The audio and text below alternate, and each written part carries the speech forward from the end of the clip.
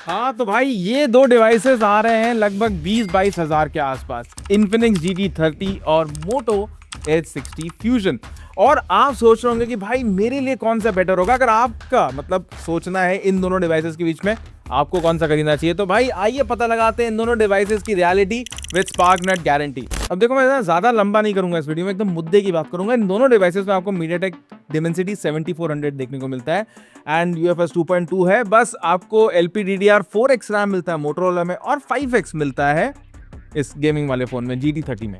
अब देखो गेमिंग के हिसाब से अगर मैं परफॉर्मेंस अगर आप बोलूं तो वो ऑफकोर्स इन्फिनिक्स में बेटर मिली हमें, एंड हीटिंग वगैरह भी नहीं था बिकॉज डिवाइस थोड़ा सा थिक है अगर आप मोटो से कंपेयर करो। यार इसमें थिकनेस के कारण जो वेपर कूलिंग चेंबर है वो भी आपको मिल जाता है। तो इस पूरे वीडियो का क्रक्स मैं भी बताना चाहूंगा कि अगर आपको गेमिंग के लिए डिवाइस लेना है तो Infinix GT30 is the best bet in दोनों के बीच में से। एंड ये दिखता भी कूलर, वो डिजाइन में मैं और बताऊंगा। अब यहाँ पे हमने जितने भी गेम्स खेले हैं COD वगैरह, बट ऑफकोर्स जो हीट वगैरह है और जो फ्रेम रेट है वो हमें इन्फिनिक्स GT30 में देखने को बेटर मिले। एंड इसका जो टच रिस्पॉन्स रेट है ऑन पेपर भी बढ़िया है एंड आपको 144 हर्ट्ज का जो डिस्प्ले वगैरह है वो भी देखने को मिल जाएगा। अब अगर दूसरे डे टू डे यूसेज के बारे में बात करें तो दोनों ही फोन्स में ऑफकोर्स ज्यादा कोई डिफरेंस नहीं था। अगर 19-20 का फर्क हो सकता है, कहीं ये 1 लाख मार रहा है, कभी दूसरा कोई जिटर कर रहा है, तो वो है। But overall app launch speed या अगर आप ये सोच लो कि भाई LPDDR5X रैम से बहुत ज्यादा फर्क पड़ रहा है, तो वो हमें डे टू डे यूसेज में नहीं देखने मिला। तो only difference we got was gaming of course. And of course जो सॉफ्टवेयर OS का ऑप्टिमाइजेशन होता है वो मोटोरोला का अभी भी थोड़ा सा दिक्कत देता है, तो कहीं कहीं पे उसके जिटर्स आपको ज्यादा देखने को मिलते हैं। अब इसके बाद हम बात कर रहे हैं डिजाइन एंड डिस्प्ले के बारे में। एंड डिस्प्ले में देखो दोनों ही फोन्स में आपको अमेजिंग डिस्प्ले देखने को मिलता है, लेकिन दोनों ही फोन्स नेटफ्लिक्स नहीं सपोर्ट करते। ये मेरे लिए थोड़ा सा मतलब मुझे लगा मोटोरोला अभी भी बहुत अच्छा HDR10 परफॉर्मेंस वगैरह दे देगा बिकॉज यूट्यूब वगैरह में आपको HDR देखने को मिलते हैं। और अब इनके जो थोड़े बहुत लैग्स जो मैंने लॉन्ग टर्म रिव्यू में बोला था वो थोड़े कम हुए हैं। अब देखो दोनों ही devices Corning Gorilla glass 7i support करते हैं, लेकिन मोटोरोला में क्या ना आपको कर्व डिस्प्ले देखने को मिलता है एंड इसी के साथ साथ जो बेजल्स हैं वो भी काफी कम है। तो अगर मुझे वीडियोस वगैरह देखनी हो तो मैं मोटोरोला डिवाइस ज्यादा प्रेफर करूंगा, चाहे वो इंडोर हो या outdoor. End of course outdoor की अगर बात करें तो मोटोरोला की जो सनलाइट विजिबिलिटी है वो भी बेटर है इन्फिनिक्स से। इन्फिनिक्स एकदम ऐसा डिवाइस बनाया गया कि भाई गेमर कमरे से ज्यादा बाहर निकले नहीं तो वो गेम ही खेलता रहे। And which brings me to the point कि भाई बाहर निकल रहे हो, लाइफस्टाइल अगर आप फोन देखने को तो वहां पे मोटोरोला का डिजाइन काफी सही है, पर्सपेक्टिव है। मतलब बेसिकली अगर मैं गेमर होता तो मुझे शायद इन्फिनिक्स का डिजाइन पसंद आता बिकॉज आपको पीछे जो लाइट वगैरह देखने को मिलती है वो कूल तो दिखते ही हैं, उसी के साथ साथ ये नोटिफिकेशन में भी हेल्प करता है। एंड आपको इसमें ट्रिगर्स देखने को मिल जाएगा, एक IR ब्लास्टर भी देखने को मिलता है जो कि बहुत ही फंक्शनल है। तो अगर फंक्शनल डिजाइन के बारे में बात करें तो विच इज रियली गुड।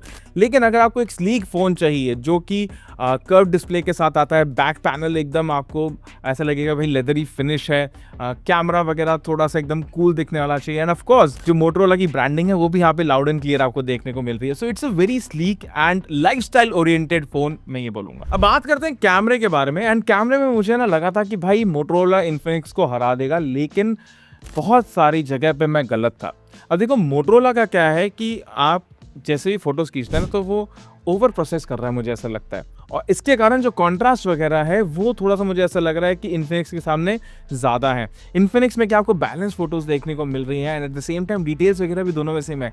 जो डायनेमिक रेंज है वो हिट एंड मिस है, कभी इन्फिनिक्स अच्छा ले रहा है तो कभी मोटोरोला अच्छा ले रहा है। इसके अलावा नाइट फोटो में भी इन्फिनिक्स एट पार है मोटोरोला से and this is also great. लेकिन अगर आपको सेल्फीज वगैरह के लिए लेनी है तो Infinix is clearly not a good option because Motorola की जो H60 फ्यूजन की सेल्फीज हैं वो काफी ज्यादा बेटर हैं। अगर मुझे ओवरऑल कैमरा पिक करना हो, चाहे इन्फिनिक्स इसको टक्कर दे पा रहा है, I still pick Motorola over Infinix. अब अगर OS के बारे में बात करें तो यहाँ पे आपको मोटोरोला में 3 साल का मेन OS अपडेट मिलता है और 4 साल का सिक्योरिटी पैच अपडेट मिलता है। वहीं दोनों 1-1 साल कम मिल रहा है आपको इन्फिनिक्स में। इन्फिनिक्स में आपको 2 मेजर एंड्रॉइड अपडेट्स और 3 साल के सिक्योरिटी पैच अपडेट्स देखने को मिलेंगे। बट मोटोरोला का क्या है ना कि जितने भी अपडेट्स वगैरह आए हैं, इट हैज़ नॉट मतलब इस डिवाइस को बहुत ज़्यादा बेटर नहीं बनाया। मतलब this is a power house. इस प्राइस पॉइंट में शायद मेरे हिसाब से अगर इसका OS बहुत बढ़िया होता ना, ये काफ़ी सही फ़ोन होता है, बट इसके OS ने इस फ़ोन को लिमिट कर रखा है। एनीवेज चार्जिंग वगैरह भी आपको मोटरोला में ज़्यादा देखने को मिल रही है। दोनों ही फ़ोन्स में अगर आप बैटरी लाइफ देखें तो 19-20 का फ़र्क है, बट दोनों में इनबॉक्स चार्जर मिल रहा है, लेकिन मोटरोला में आपको फास्टर चार्जिंग देखने को मिल रही है। बट अगर आप गेमर हो ना, तो आपकी इन्फिनिक्स की जो पास थ्रू चार्जिंग है वो ज़्यादा काम आएगी, बिकॉज उससे जो बैटरी है उसकी लाइफ डिग्रेड नहीं होगी और आप ज़्यादा देर तक गेम खेल पाओगे और ज़्यादा दिनों तक बैटरी चलेगी। ठीक है, सो ओवरऑल देखो, अगर मैं क्रक्स ऑफ द वीडियो पे आऊँ ना, अगर आप गेमर हो and you really want to have a good gaming phone in a budget of like 20,000 का, अगर आपको 20,000 रुपये के नीचे एक अच्छा गेमिंग फ़ोन खरीदना है जिसमें ट्रिगर्स हो, ज़्यादा गर्म ना हो एंड कैमरा भी डिसेंट हो, डिस्प्ले भी डिसेंट हो, आप नेटफ्लिक्स वगैरह का सर्टिफिकेशंस का आपको कोई परवाह नहीं है, तो आप इन्फिनिक्स लो। और देखो, इसके सामने मोटरोला लेने का रीज़न ये है कि आपको एक लाइफस्टाइल ओरिएंटेड फ़ोन चाहिए और मेरी तरह आप ज़्यादा गेम्स नहीं खेलते, थोड़े बहुत गेम्स खेलें, चला तो चला, और ज़्यादा गर्म हुआ तो मैं और कुछ कर लूँगा। इसी के साथ मुझे चार्जिंग स्पीड जो है वो बेटर मिल रही है मोटरोला में, मुझे कैमरा जो है वो बेटर मिल रहा है मोटरोला में, एंड ओवरऑल जो उसका फ्लशी डिज़ाइन है, कर्व्ड एजेस है एंड अमेजिंग बैक पैनल है, इसके कारण अगर मैं गेमर नहीं हूँ तो मैं मोटरोला सबको प्रेफर करूँगा। तो ये था दोस्तों, एकदम क्लियर विनर है आज हमारे सामने। हमने ये नहीं बताया कि आपको ये भी खरीदना चाहिए, वो भी खरीदना चाहिए, नहीं। तो इसी बात पे भाई सब्सक्राइब कर लेना एंड वो लाइक का बटन भी ज़रूर दबा देना। तो बस अपने अगले वीडियो तक के लिए good bye and take care.